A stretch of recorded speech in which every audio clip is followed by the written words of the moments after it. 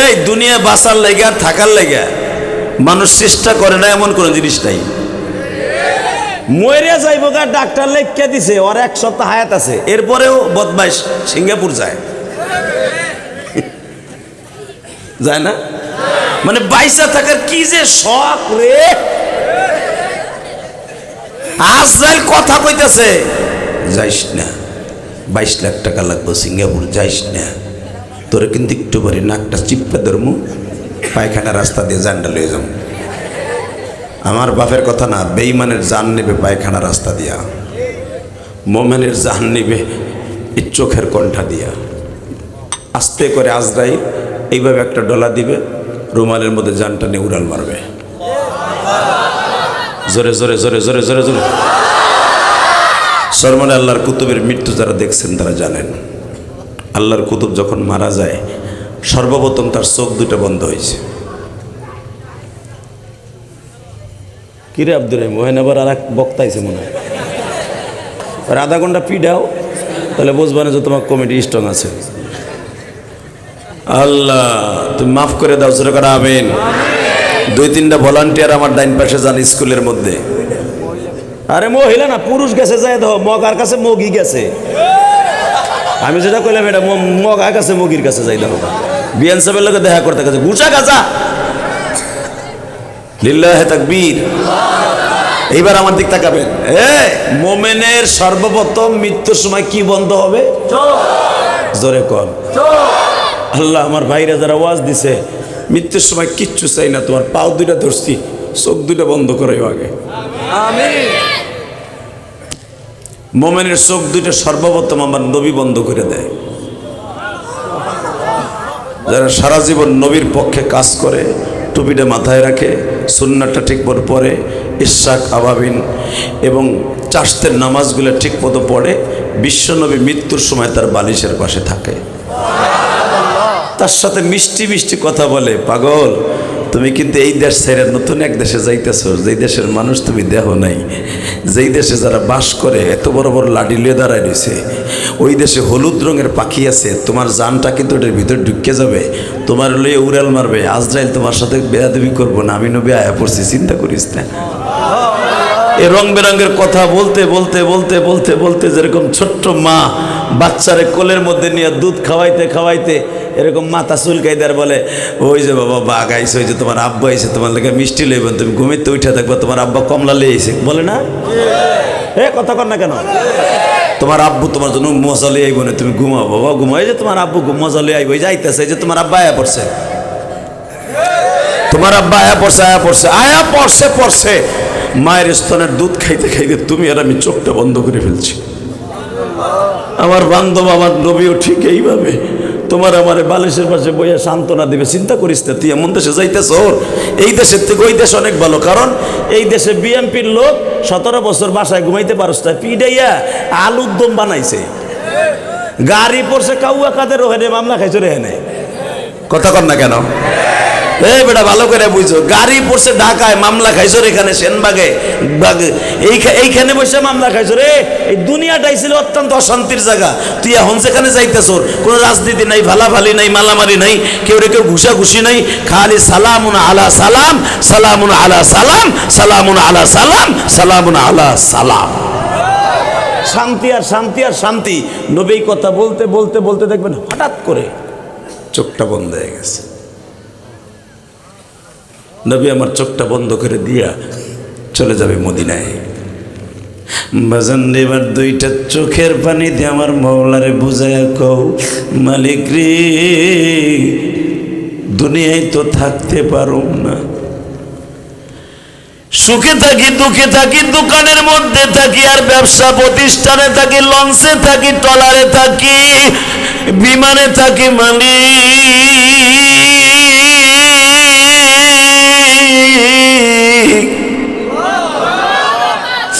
আজরাইল যখন চলে আসবে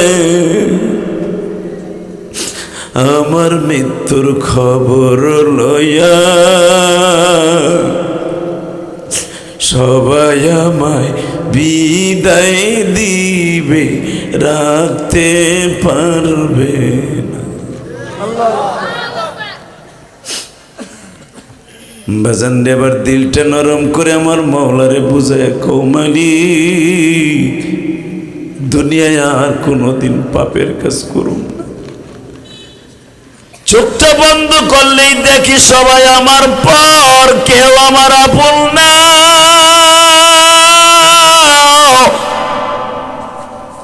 একমাত্র আপন হইলে তুমি।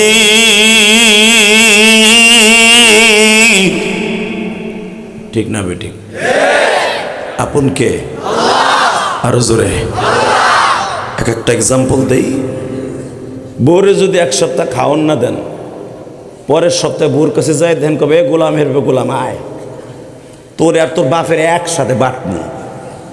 কথা কর না কেন? এদিকে আয়। তুই খাওয়ান দিতে পারবি না, বউ চালাইতে পারবি না, বিয়ে করছিস কে? কথা কর না কেন? এই মা বাপরে যদি ঠিক মতো ভাত না দেন, মেম্বার চেয়ারম্যানের কাছে নালিশ দেয়। ভাই বেড়াদার ঠিক মতো টাকা পয়সা না দিলে কয় ওরুম ভাই লাগবো না।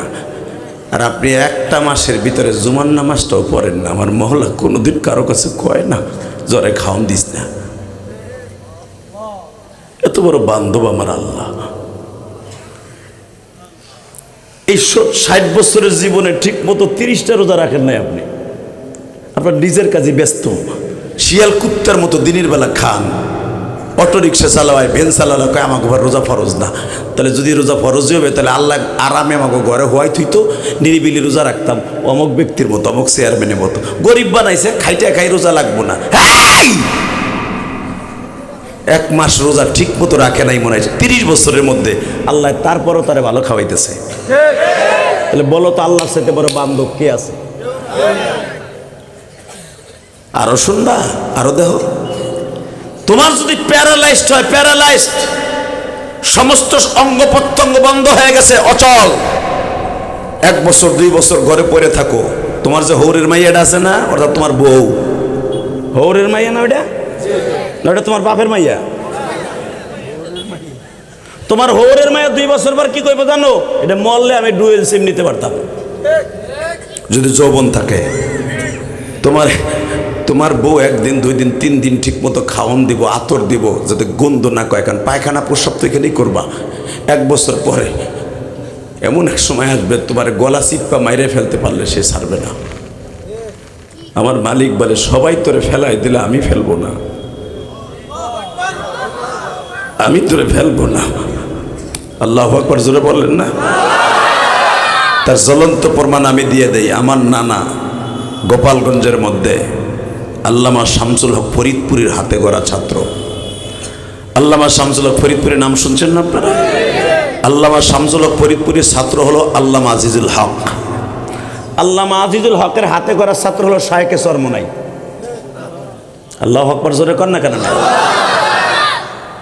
আল্লামা আজিজুল হকের হাতে গড়া ছাত্র ছিলেন আমার নানা গোপালগঞ্জের।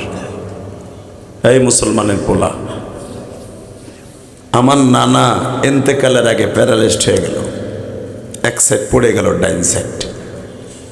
আমার মা, আমার নানি তখন মারা গেছে। আমার মা প্রতিদিন আমার নানার পায়খানা প্রস্রাব পরিষ্কার করতে করতে করতে আমার মনে পড়ে, আমার তখন 12-11 বছর বয়স হইব। আমার নানা, মা অতিষ্ঠ হয়ে গেল। একসাথে 5 বছর পড়েছিলেন আমার নানা, আমার নিজের আপন নানা। 5 বছর পড়েছিল, আমি ছোট্ট মানুষ। নানা মাঝে মাঝে আমারে বলতেন, নানার ছাত্ররা হাদিয়া নিয়ে আসতো, হুজুর আপনি এইভাবে পড়ে আছেন, তারাও খেদমত করতো। তো আমার নানা আমার লেগে দামি দামি জিনিস রেখে দিত। কেন জানেন? এখন কানবেন। আমার নানাই কইতো, নানা ভাই তোমার এই কমলাটা দিমুনে, আমার পায়খানার প্রস্রাবের যে ডিব্বাটা আছে এটা ফেলাই দিয়ে আসো। আমার নানার ছাত্ররা দামি দামি খাবার নিয়ে আসতো, কিন্তু পায়খানা প্রস্রাব তার কেউ ফেলাইতো না। হ্যাঁ যুবক, আজকে ইলিয়াসুর রহমান জিহাদির এলেম নাই, কালাম নাই, আজকে তোমরা আমাকে দেখার জন্য পাগলের মতো ছুটে আসো। কেন জানো? সর্বপ্রথম দোয়াটা হলো আমার নানার দোয়া।